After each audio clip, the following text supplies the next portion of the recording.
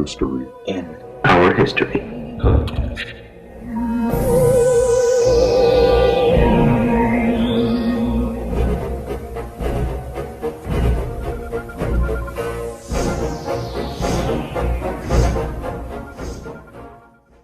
Hey everyone, thanks for listening to the Mystery in Our History podcast, where we take an in-depth look at all things urban legend and conspiracy theory related and how they came to be.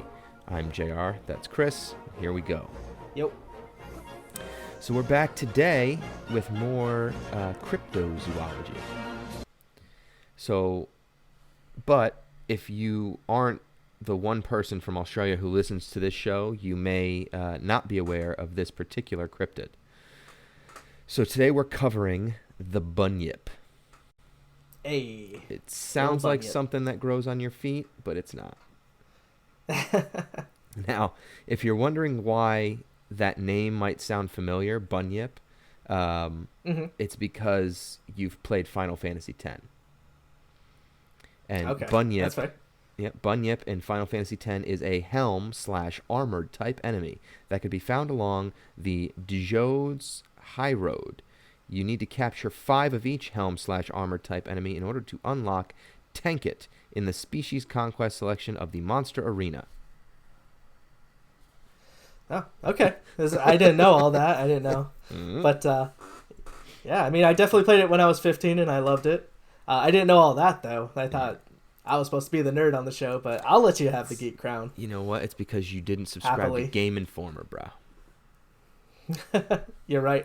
I was, God, what was the other one?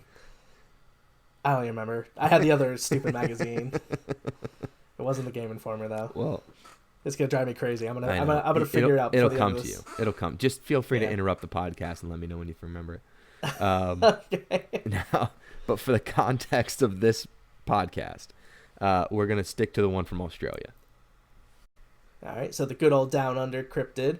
Yeah. I've never heard about it, so I'm definitely excited to get into it. Oh, nice! I found one that you have not heard of.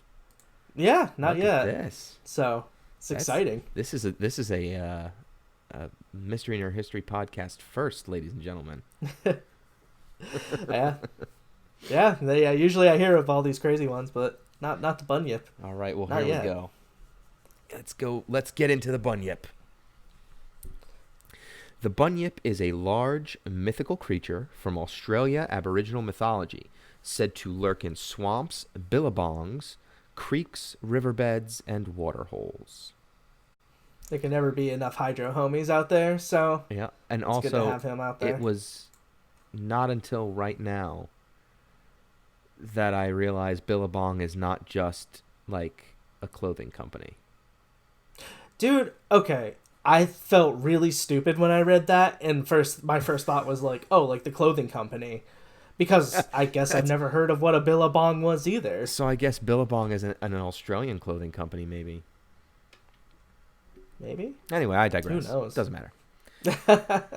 The bunyip was part of a traditional Aboriginal belief and story throughout Australia, where its name varied according to tribal nomenclature. The origin of the word bunyip has been traced to the Wemba Wemba or Wurgaya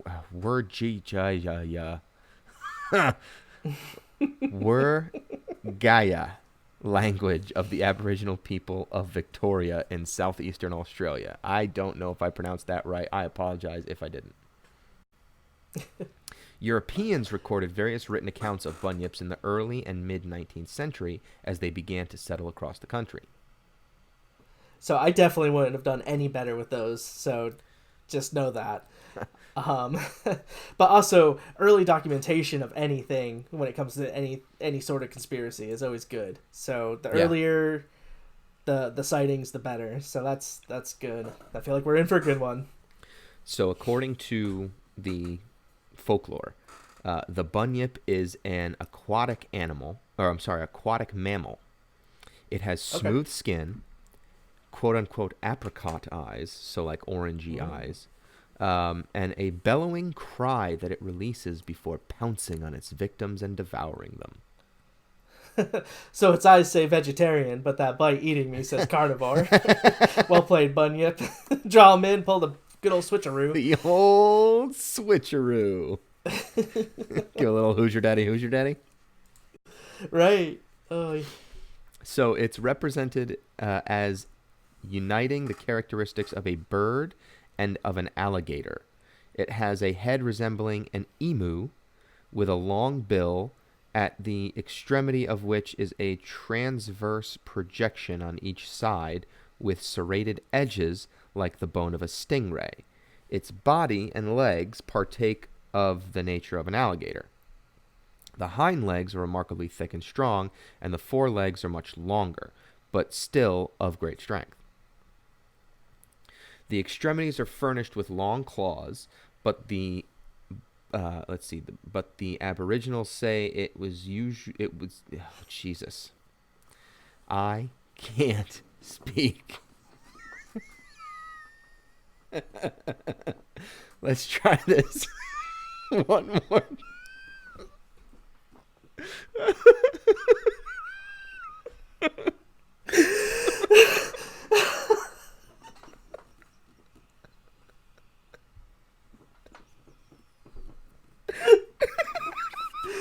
holy shit. We'll be right back Okay. after a word from our sponsors.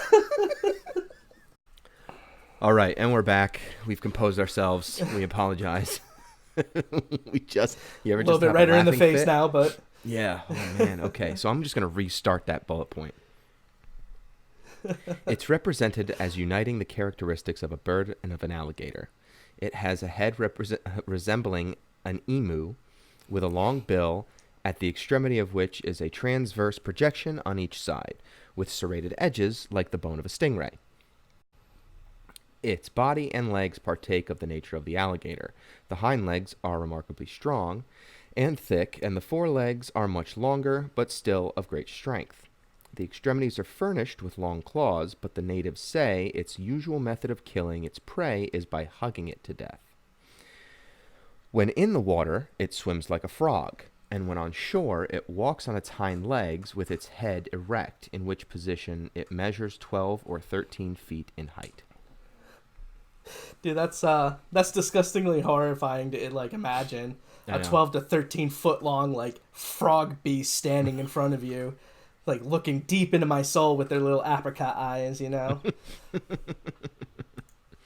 Well, so that's not the only description, though, because the bunyip is also known to have a bunch of different descriptions. Some say it has a dog-like face, dark fur, a horse-like tail, flippers, walrus-like tusks, and a duck-like bill. Others say the creature has an appearance similar to a snake with a man and a beard, which is just weird.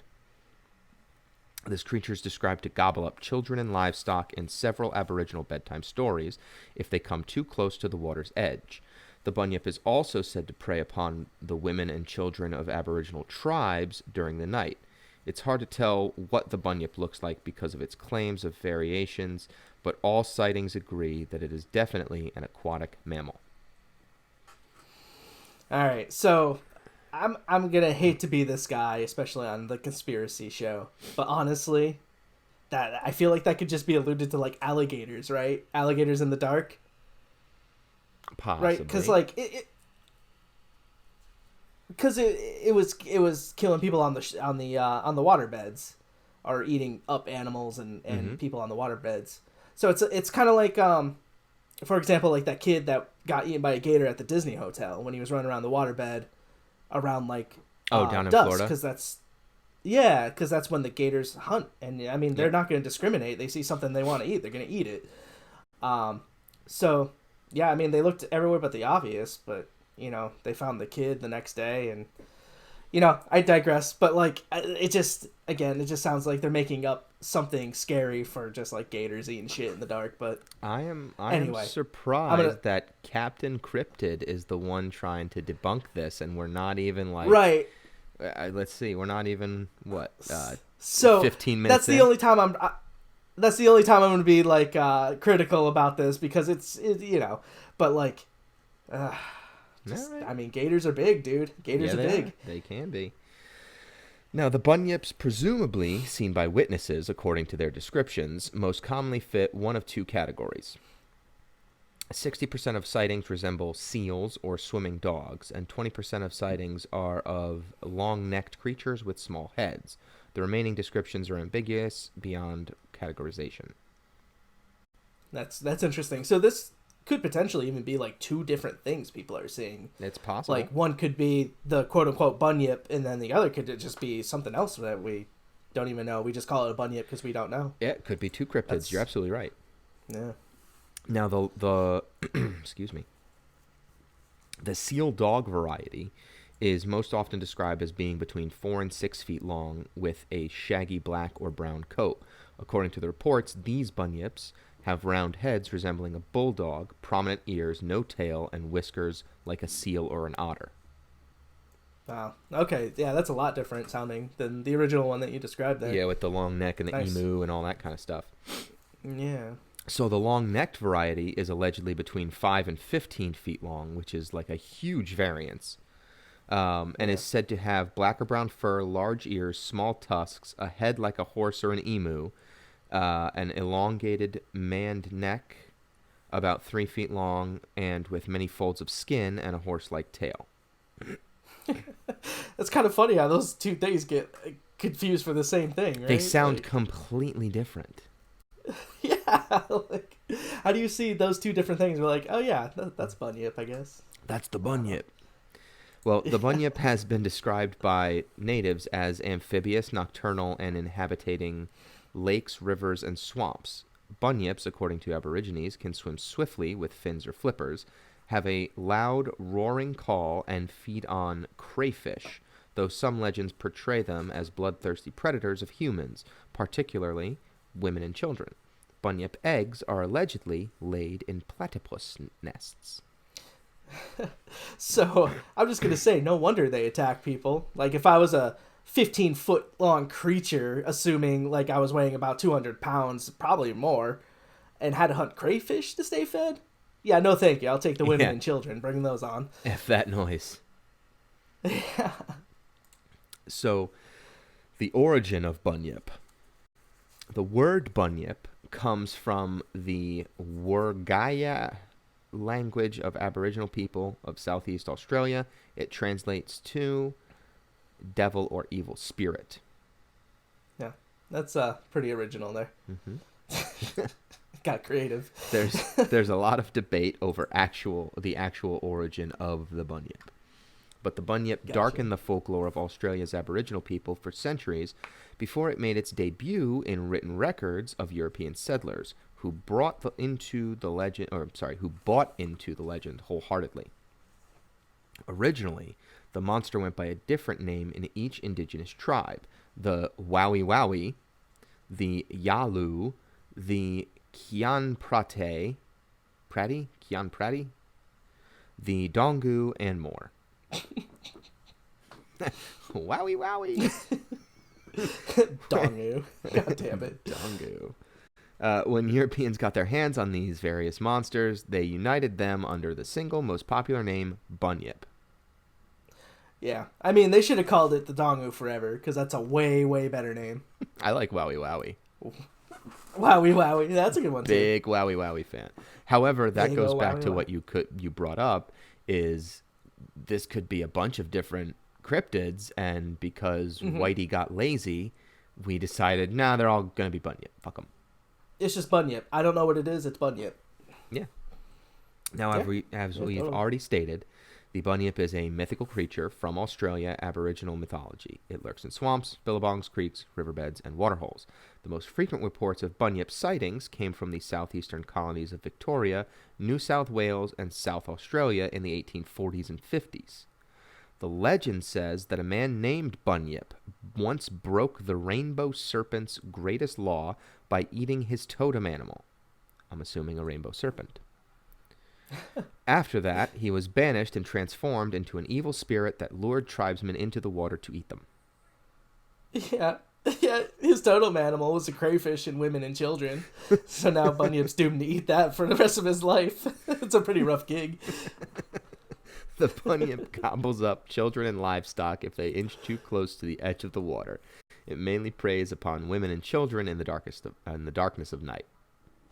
Yeah, I guess just add the livestock right to that totem too. Why not? I mean, duh.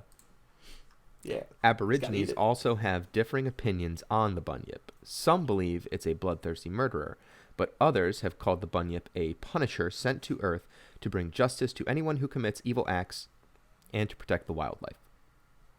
Sure, why not? I'll give it to him. What else is it doing here? So, obviously that. Jesus.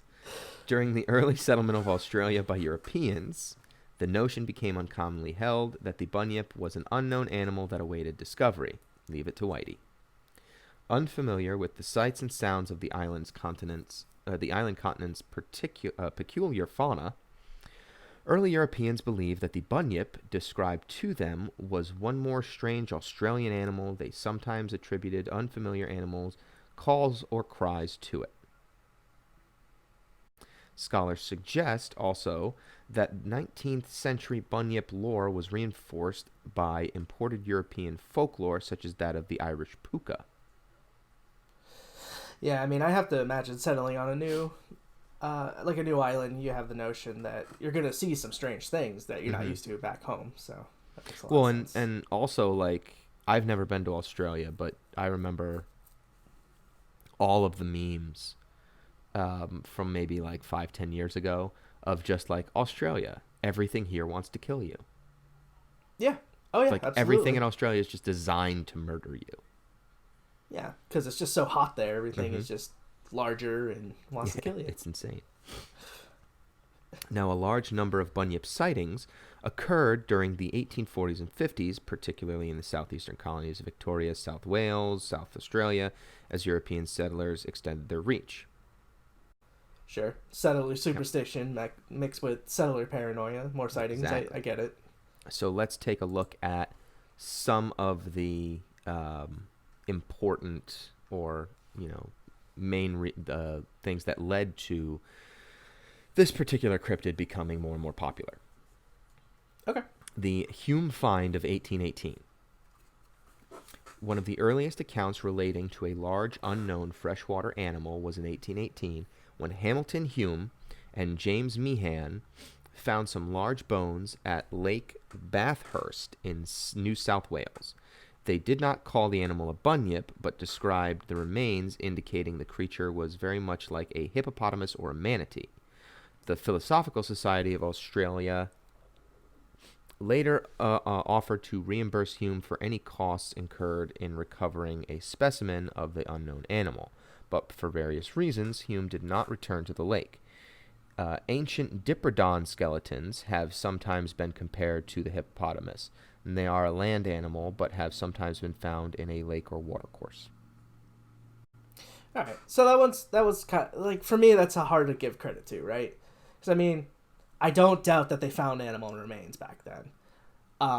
But being new to the area, they probably didn't know what animal it was, and being so long ago, like, how accessible is that knowledge to identify an unknown animal from a new continent? Mm-hmm.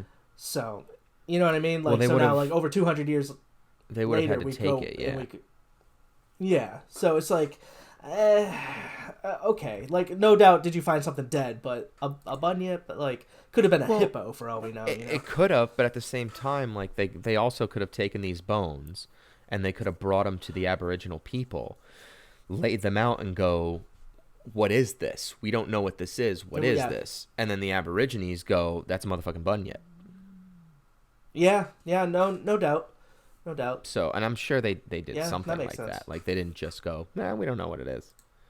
Yeah, like, just find it on the side of the road, just like, I don't know. Bunyip. So, the next one is the Wellington Cave fossils of 1830.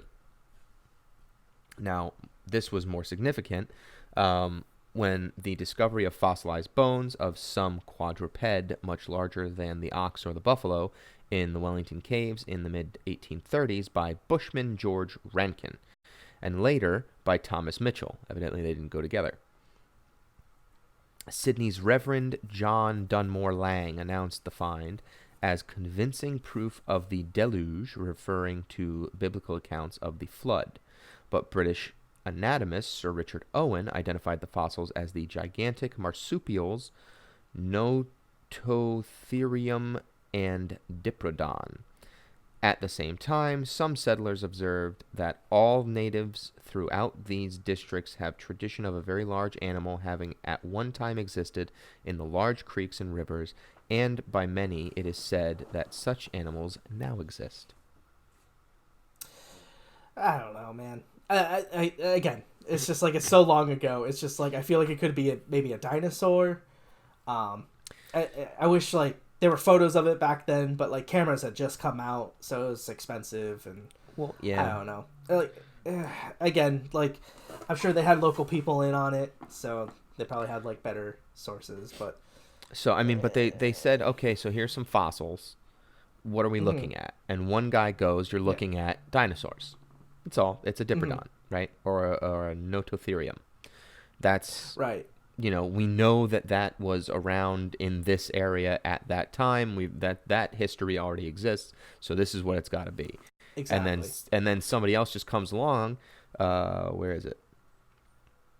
Yeah, I don't know. Somebody said it, but they were like, "Hey guys, just think about this for a second. Like, it could be that, but have you talked to any of the natives because they all have lore of this type of animal existing not only a long time ago but now." right, right. So again, it could be very much. It could be either one. Hmm. Uh, yeah.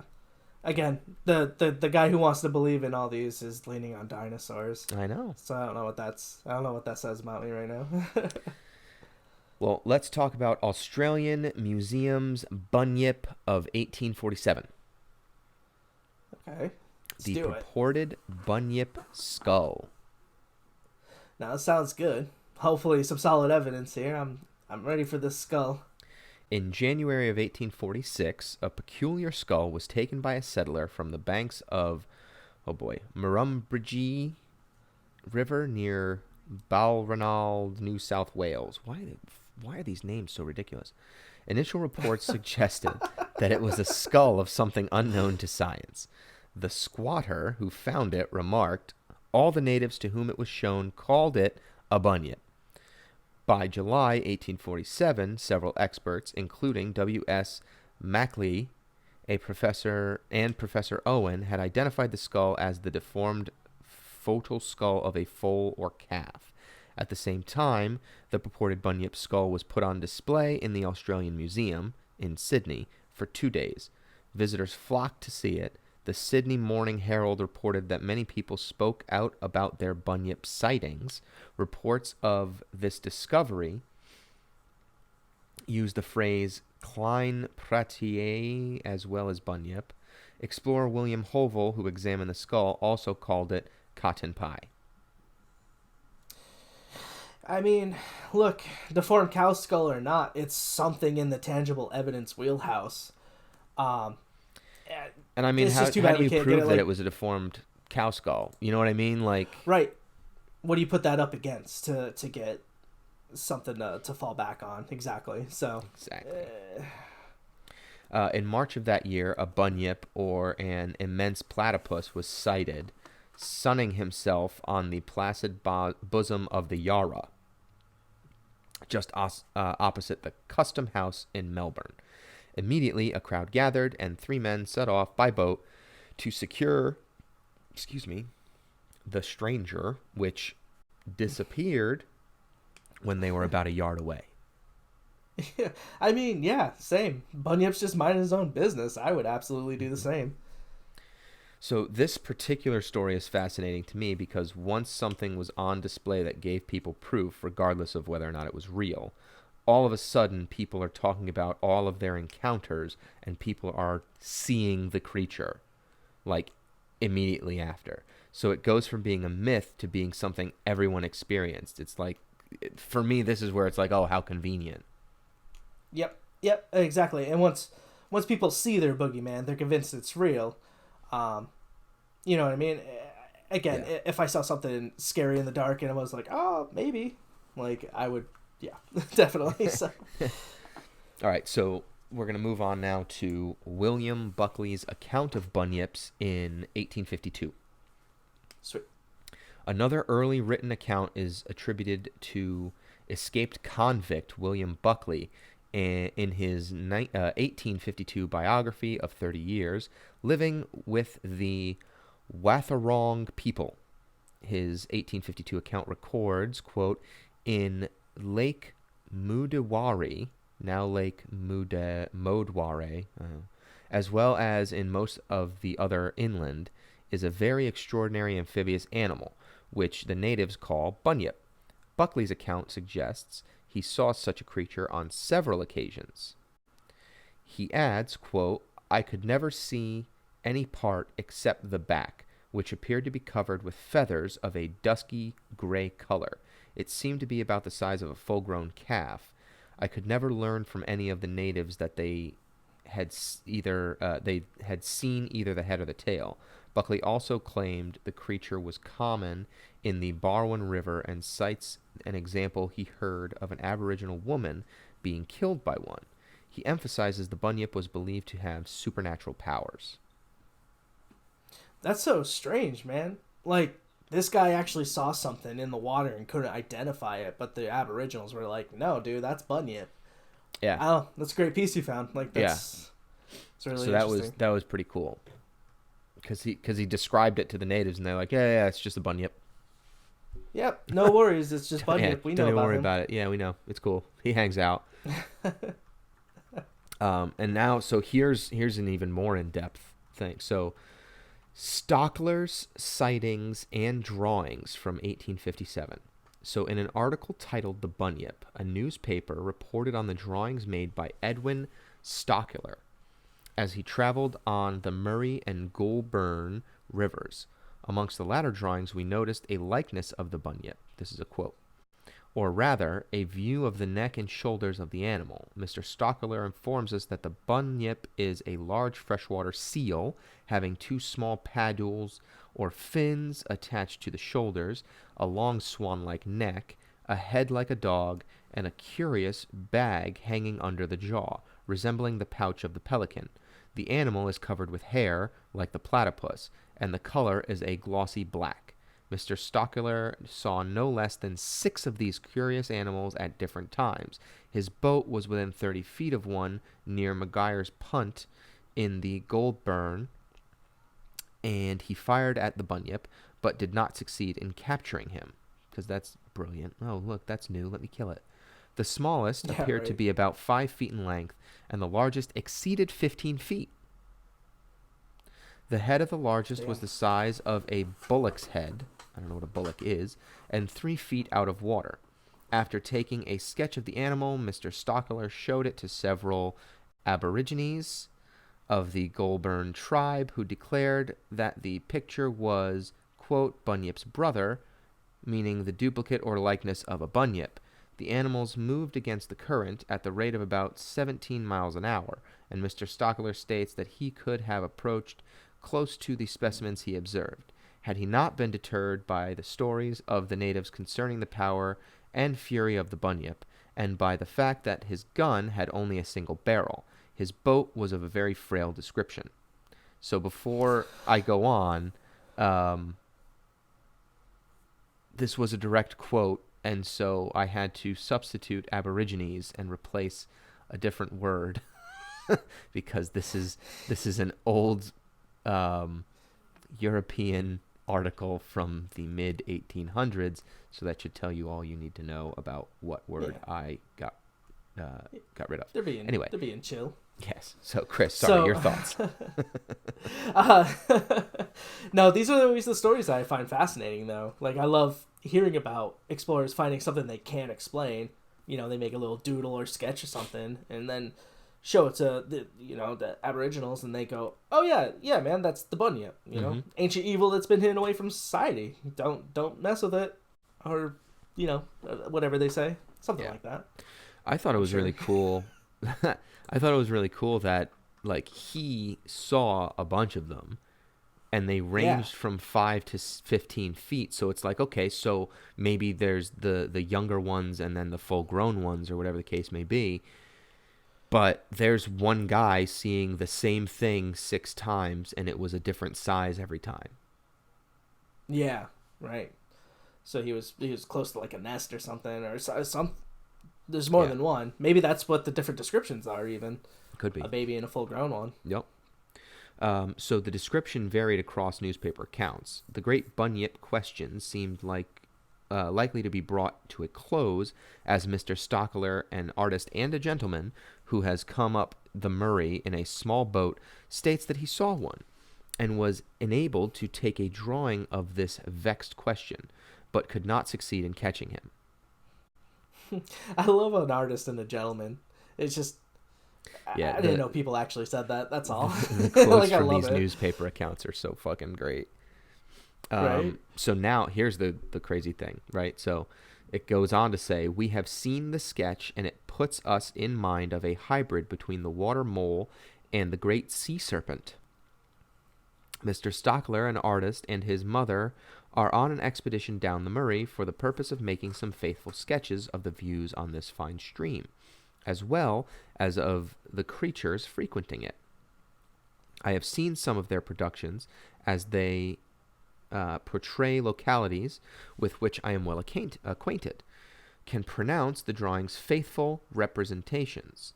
Mother and son go down the stream in a canoe. The lady paints flowers. The son devotes himself to choice views on the river's side. One of the drawings represents a singular creature, which the artist is unable to classify. It has the appearance in miniature of the famous sea serpent, as that animal is described by navigators. Mr. Stockler was about 55 yards distant from it at first sight, as it lay placidly on the water. On being observed, the stranger set off, working his paddles briskly, and rapidly disappeared. Captain Cadell has tried to solve the mystery, but is not yet satisfied as to what the animal really is. Mr. Stockler states that there were about 2 feet of it above water when he first saw it, and he estimated its length from 5 to 6 feet. The worthy captain says that unless the creature is the musk drake, so called from giving off a very strong odor of musk, he cannot account for the novelty. Just Captain Cadell, just the term a musk drake, like, he already sounds like he's captain full of shit. Like, what the fuck's a musk drake, dude? Like, unless it's this other thing I made up, it's the bunyip. Fuck. Well, Stockler disputed the newspaper descriptions in a letter, stating that he never called the animal a bunyip. It did not have a swan-like neck, and he never said anything about the size of the animal, as he never saw the whole body. He went on to write that all would be revealed in his diorama, and it's going to be in a shoebox. Remember that? Yeah. All would be revealed in his diorama, as an almost life-size portrayal of the beast would be included. The diorama took him 4 years to paint and was reputed to be a mile long and made of 70 individual pictures. The diorama has long since disappeared and may no longer exist. Yeah, dude. So that's like serious work you put in there just to have nobody give a shit about it 4 years later, man. That's like a real bummer. I know. Like, he should have just made a shoebox one at this point, because god damn. So for me, that's the real shame, though. Like, if the creature was supposed to be in this diorama, that would shed some real light on this particular cryptid, because this is a cryptid that was popular mostly in the mid-1800s. So unlike Mothman, there's no way to get pictures of the actual beast. So unless Stockler is a complete troll, he actually holds the key to unlocking the cryptid. And it's like if someone came in today and said, I have a picture of me high-fiving Bigfoot, either complete troll or the proof everyone's looking for. Like, that's what this guy was. Yeah. And I just want to bring up a point, too. If you do have a picture of you, like, high-fiving Bigfoot, I want to see it. Please send it to the email. It's the number 4 guys media network at gmail.com. I don't even care if it's real or fake. I just want to see a picture of somebody. Yeah, I just want to see it. Like, you can send it to me and be like, this is absolutely fake. I still want to see it. Like, still want to see it. All right. Yeah. So in the 21st century, the bunyip has been featured in works around the world. As we talked about in the intro, 2001, Final Fantasy X, Bunyip is a helm/armored type enemy that can be found along the Dijo's High Road. You need to capture 5 of each armored type in order to unlock the tank it in the species conquest section of the monster arena. Nerd. Absolute nerd. It's pretty fun, actually.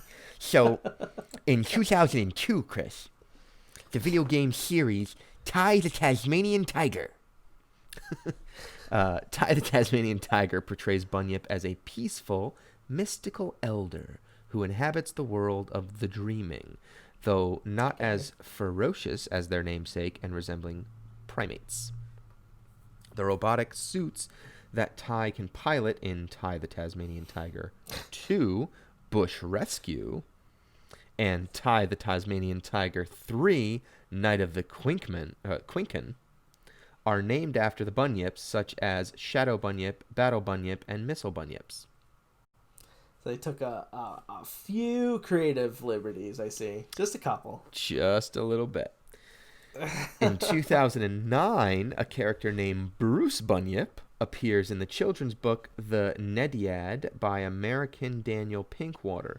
He is initially described as big and swarthy and had tiny eyes, a scowl, and his eyebrows grew together, and later says that he is a monster. Shame. They really had the opportunity to give him those juicy apricot eyes. Yeah, I don't know why would you give him beady little eyes? 2009 also, Bunyips appeared as the ferocious cryptids in an episode of The Secret Saturdays. However, they were depicted as small troublemaking creatures instead of monsters. Never heard of that show, but it sounds like something I would watch on a Saturday. I have to assume that it's like an Australian show. We should just that Aussie makes Man, a lot of can you sense. please reach out and inform us on what the hell these are? Yeah, Aussie Man, if you're listening, reach out to us. Which he's not, but that's okay. If somebody is listening, forward this to Aussie Man. If you're friends with them, let them know. We're looking for Hit them. me up if our one Australian listener knows Aussie Man. 2010. Bunyips appear in Naomi Novik's fantasy novel Tongues of the Serpent. All right. A good read, I assume. 2014. In the novel Afterwards, one of the characters is the author of a fictional book named Bunyip. I'm sorry, in the novel Afterworlds, one of the characters is the author of a fictional book named Bunyip. Okay. Yes. 2014. These are facts, Chris. What do you want from me? Yeah. 2014, Hey, the I fantasy like going novel Queen of the Dark Things by C. Robert Cargill features the Bunyip throughout the story. All right. So that's God. It's just like they mentioned a bunyip in a book. It's so underwhelming. Yeah, I know. Well, let's Thanks, talk Wikipedia. about 2019. The Bunyip is among the Titans monitored in Monarch in the film Godzilla King of the Monsters. Yeah. Never saw it and heard mixed things about it. So probably will never see it. It's probably shit.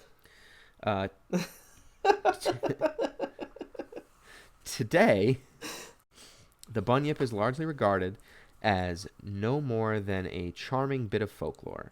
He is usually portrayed as a gentle giant. He has even starred in children's books and television series, as we just discussed. Yeah. And that's because bunyips control the literary world and they're misleading our youth. It's all proof. This whole podcast has been proof of that. So. That's what this is. That's our main goal. Yeah. Interestingly, the monster's name has also picked up some political connotation.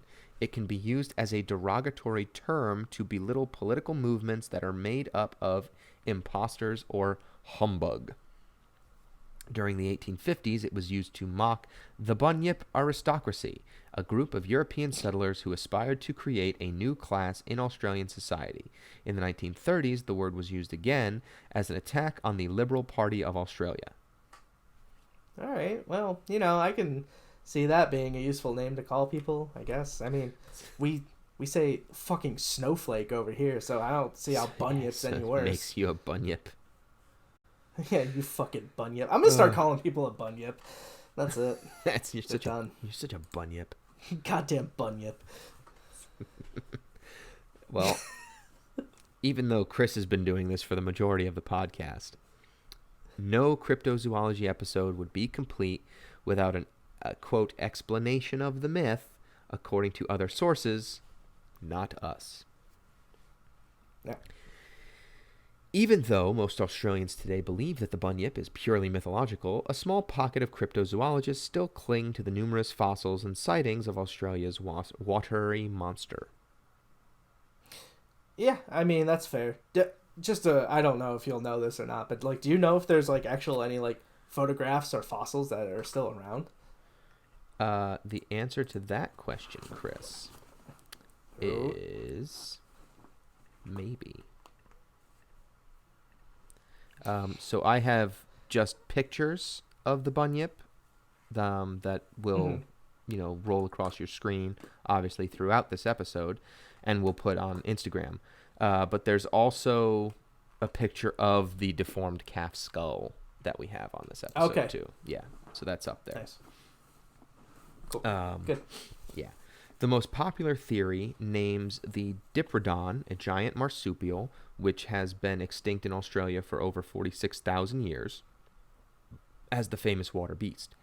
Passionate believers claim that this massive marsupial still lurks in Australia's rugged outback, while more moderate believers claim that the Aborigine people may have a cultural memory of the Diprotodon, a sort of oral tradition which has been handed down from generation to generation and accepted as true by each new generation. I like that it's kind of like a folklore telephone, if you will. Just yeah, essentially. Something gets added, or that's what oral tradition ends up being. Yeah, exactly. Like some people leave things out, some people add things in, and changes over time. Exactly. Elephant seals and leopard seals have also been proposed as explanations. If these seals somehow found their way inland, they could easily terrify native people with their size and their loud barks. Yeah, and that could explain why there are two completely different descriptions for these guys, I guess. Yeah. I mean, I believe the bunyip is real solely on the fact that I want to believe that they're real.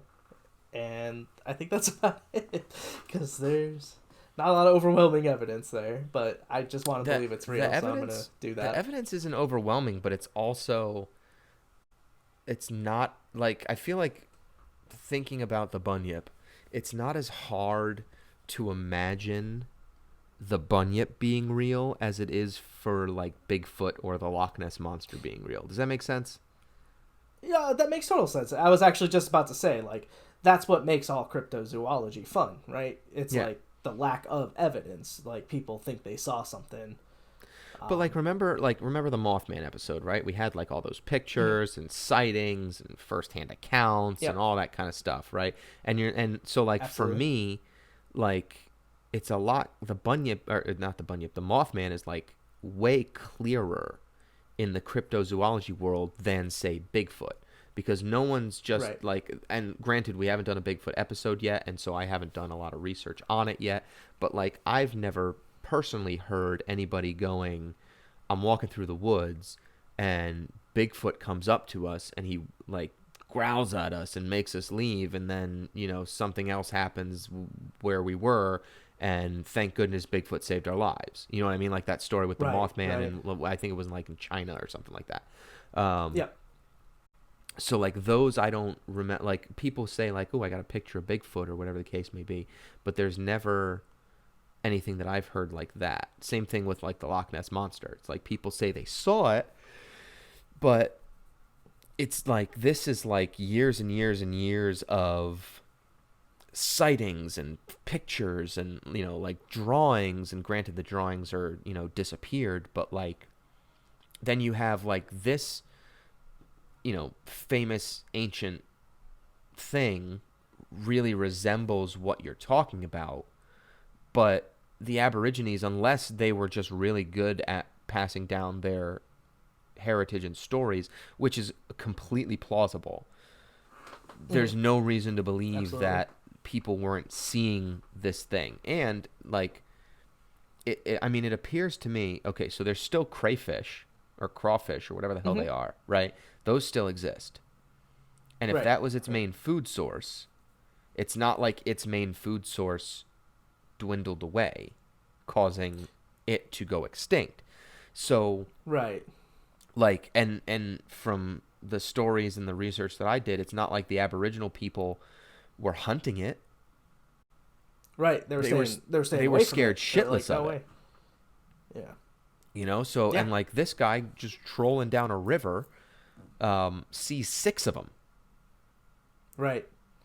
according to him. And tries to So pursue it. yeah, so like it's way easier for me to kind of get on board with the Bunyip, Sure. with the exception of its fucking name because it's awful.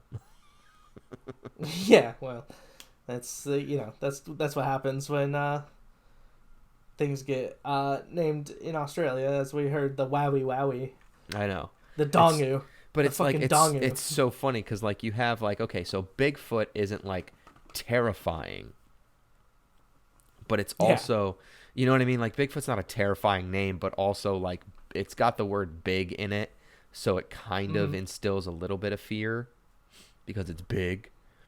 Yeah. Same thing with the Loch Ness monster. Like that's a scary thing. You know what I mean? Yeah. And then you go and like the crazy thing is that like this creature that we're talking about right now is terrifying in its description. Right. Yeah. Like Absolutely regardless horrifying. of what description you take, it is terrifying. And then For it's sure. just like, oh my God, what is that thing? What is it called? And they're like, oh, that's Bunyip. Yeah. Bunyip.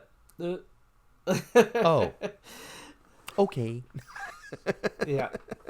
Yeah. like, Yeah, we call that Bunyip. one patty cakes over there. Oh man. Well, I digress. That's how we'll wrap up this episode. The nice thing is that we are going to continue down the cryptid train, and we're gonna do another cryptid. We're gonna do a back to back because you know what? New year. This is me taking care of Chris Berry. Back to back cryptids. You sweetie. Yep. Thank you so much. We got to catch up. I mean, we've only done one cryptid before this, right? Mothman was the first cryptid, Yeah, I think so. and this is episode 24 for us. So I need to catch you up on some cryptids. Hey, there's so many conspiracies out there. We don't gotta rush. But Exactly. I'm all down for cryptids. Good. All right. Well, thanks everybody for listening to the Mystery in Our History podcast, and we will see you next time, superfans. Bye. Adios.